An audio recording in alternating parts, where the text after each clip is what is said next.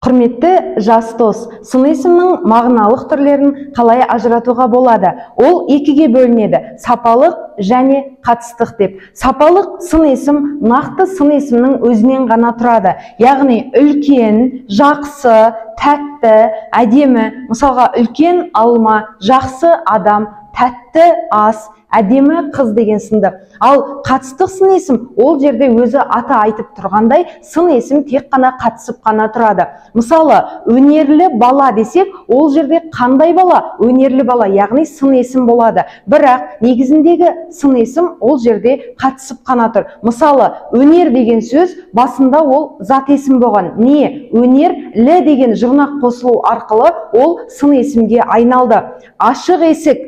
Бұл жерде мысалға ашық дейтін болсақ, басында ол аш түбірі, яғни несте етістік болған. Ық деген жұрнақ қосылу арқылы ол сын есімге айналды.